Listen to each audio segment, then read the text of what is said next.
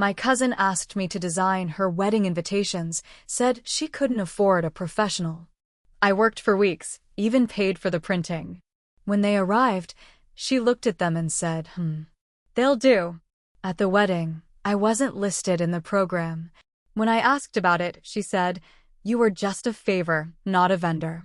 I watched from the back as everyone else got a thank you gift. I didn't even get a slice of cake.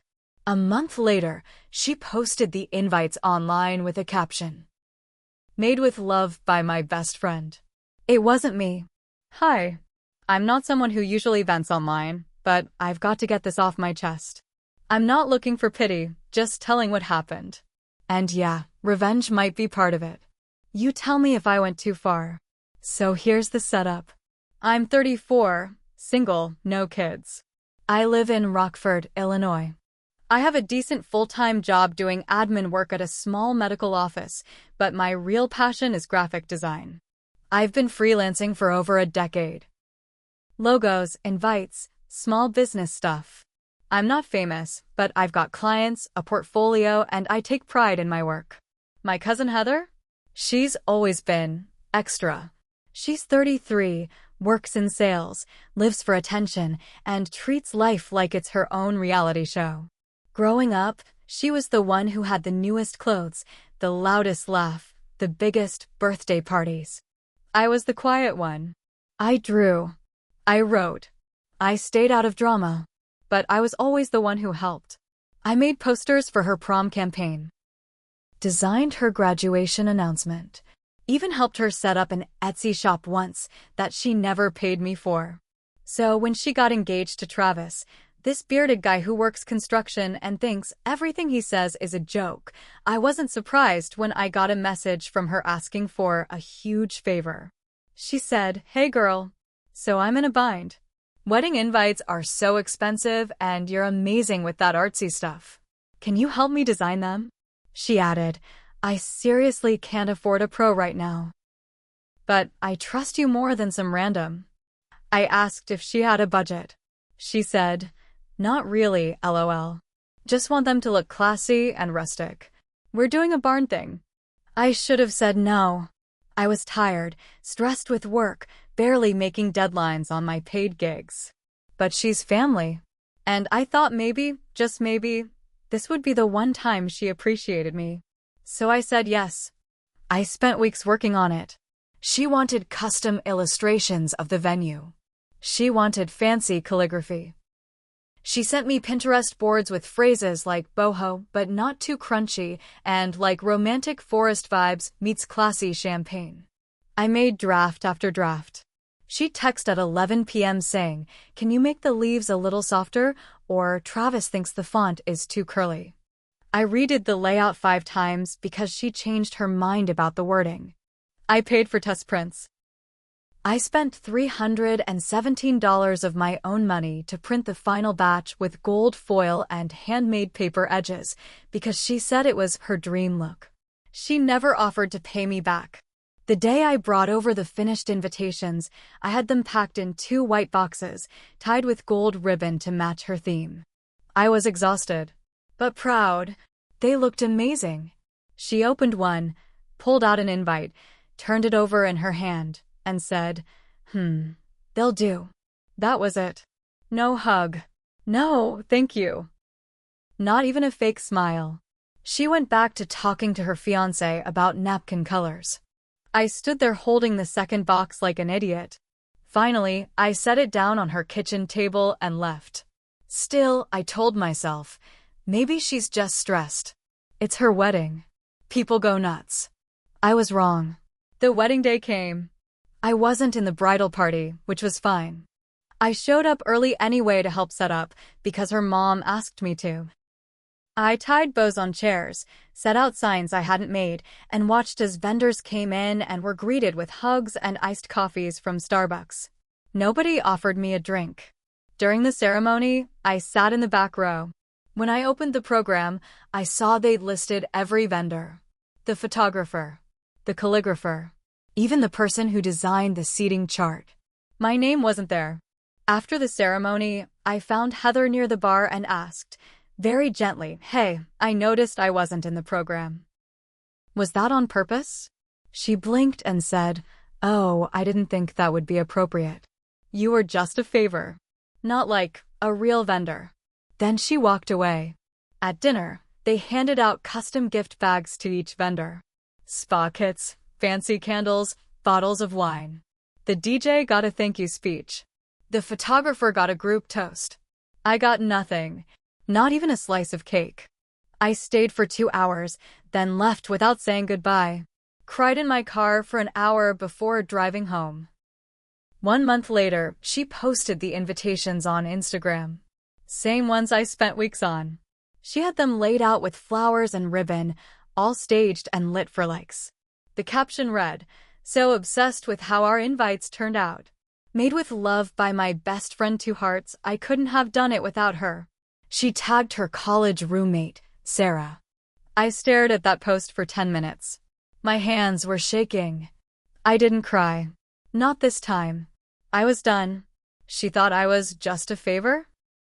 Then I'd make sure that meant something. So yeah, I was pissed. But I didn't go off. I didn't comment. I didn't message her. I just screenshotted everything, her post, her texts asking for free work, my receipts for the printing, and saved them in a folder on my desktop called Favor. Then I made a list. Remove the design from public use. Let people know the truth. Never let this happen again. Let's start with the first. I always register my original artwork. It's cheap and easy through the Copyright Office, and it gives me legal ground if someone tries to steal it. Heather didn't know that, of course. She probably thought design work was like Pinterest, free if it looks nice. But I had proof. And I had legal rights. I filed DMCA takedown requests for every post where she shared the invite. Her Instagram. Her Facebook. Even a wedding blog that reposted her caption and gave credit to Sarah. Every single one came down within days. She messaged me after the first one. No greeting, no apology. Just, "Why did Insta take down my post?" I replied, "You didn't have permission to share my design. It's copyrighted." She didn't answer. But 2 days later, I got a call from her mom. Her mom. "Ashley," she said, voice cold, "I'm disappointed." That post meant a lot to Heather. She just wanted to show off her wedding. She could have shown it off without lying, I said. She didn't think it would matter, she snapped. "It's just a picture. It's my work." And she gave someone else credit. She didn't mean anything by it. She never means anything by it. But she always gets away with it.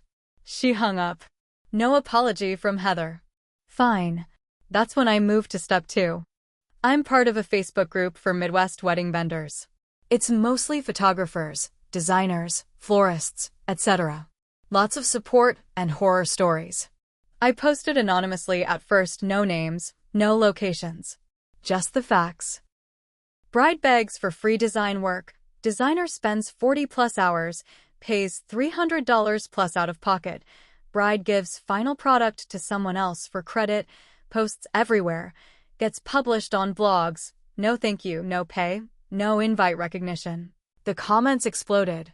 People were angry, sympathetic. Some asked for more details. A few guessed who it was. Turns out, Heather had burned others too. A florist said Heather promised exposure in exchange for a discount and then never credited her. A cake baker said she made 2 extra tiers for visual impact and never got paid. A DJ said she requested a custom mix and then ghosted him after the wedding. All of them joined the thread. Quietly, carefully. Within a week, her name was on a do not work with list that a bunch of local vendors kept in a private group. I didn't start that list, but I added my voice to it. And then, without warning, I got a Venmo request from Heather. $317. Invite printing refund, smiling face with smiling eyes. I stared at it. I laughed out loud. I declined the request. Then she texted me. Thought I'd do the right thing. No hard feelings, right? Heart, no apology. Just an emoji. I didn't respond. A month later, I got an email from someone named Megan. She said she'd seen my work through a Facebook vendor group and wanted to hire me for her wedding. Her style? The total opposite of Heather's. Simple, classy, clean. I accepted. Megan paid up front. She was kind, patient, respectful. Every time I sent her a draft, she sent back actual compliments. And when I delivered her final invites, she cried. Real, grateful tears. 2 weeks later, she tagged me in a glowing Instagram post. Gave full credit. Shared my handle. Within 24 hours, I had 3 more inquiries from brides in the area. Guess who also saw that post? Heather. She messaged me again. So cool you're working with Megan. She was at our wedding.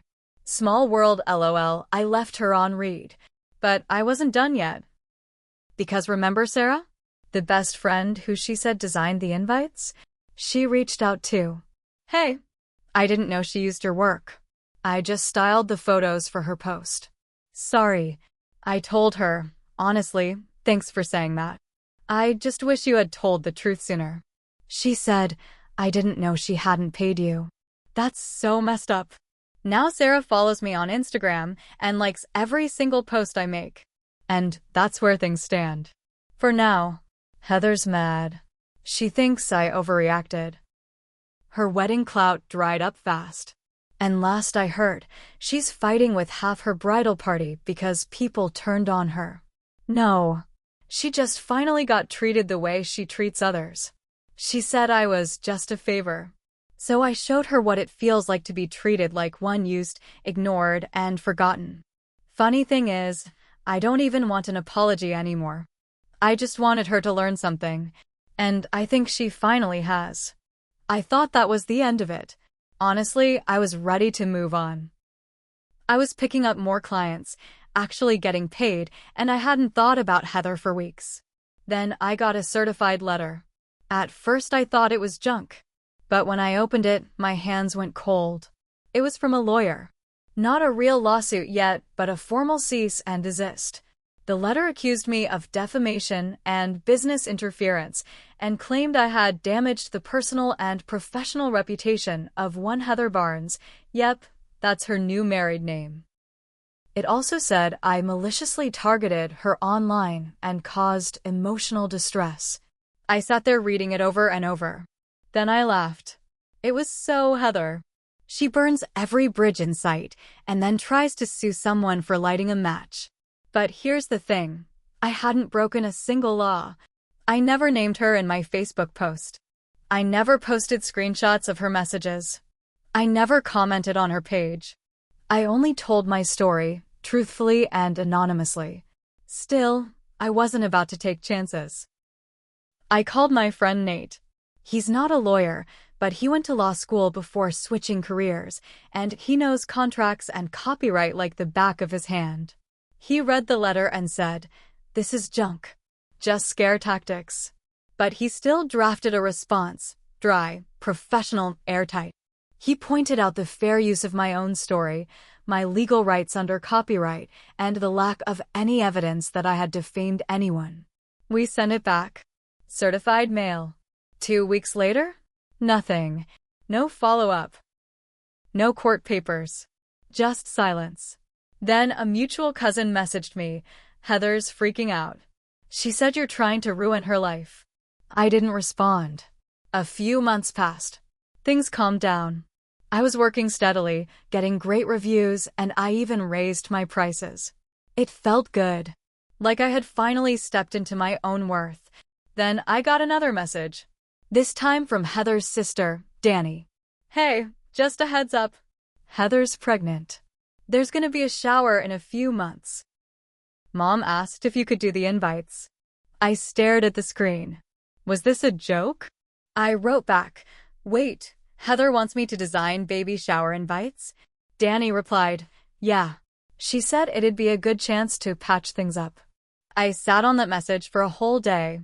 Then I sent back one word. No, Danny replied, "She said you might be bitter, but I didn't think you'd actually say no." I said, "Well, I'm saying it." She left it there. But now the family drama really kicked in.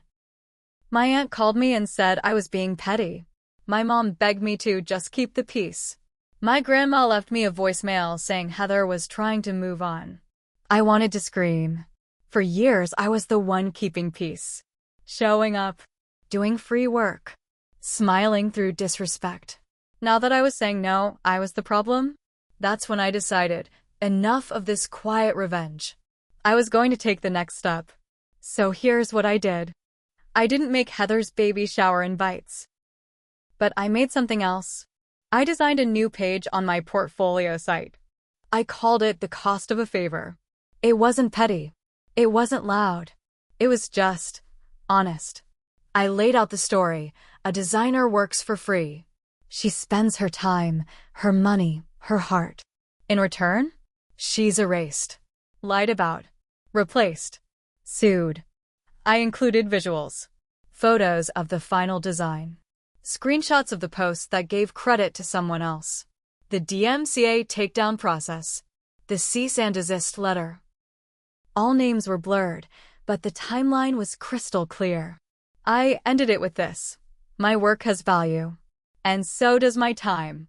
If you think artists should work for exposure or that family equals free labor, I'm not the designer for you. I didn't post the link on social media. I didn't email it to anyone. I just added it quietly to the footer of my website where most vendors link their blog or portfolio. Then I let it sit. A wedding blogger reached out and asked if they could feature that story as a real-life cautionary tale. I said yes. They reposted it, kept all names out, and linked to my actual work. The post went viral. Suddenly, I was getting emails from brides, planners, even small businesses who said they respected me. They wanted to work with someone who stood up for themselves. I got so much business, I had to close my commissions for 3 months. Heather found out eventually. Not because I told her, but because someone tagged her in the blog comments by accident.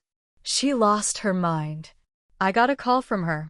She was screaming, crying, accusing me of destroying her reputation, saying I'd ruined her pregnancy, that people were talking. I let her rant. And then I said, calmly, you called me a favor. You treated me like garbage. You tried to erase me. And now you're angry that people know what you did, without me ever saying your name. She went quiet, then hung up. It's been almost a year since the wedding. Heather and I haven't spoken since that call. She did have the baby, a girl. I wasn't invited to the shower or the christening. I sent no gift. I did hear through family that she tried to get another designer to work on nursery art for exposure. The woman laughed in her face. I won't pretend I didn't make mistakes too. I should have said no from the start. I should have drawn boundaries years ago. But I was raised to keep quiet, to help, to be the nice one. That's over now. I'm not the quiet cousin anymore. I'm the cousin who remembers. And when you cross me, I don't scream. I create.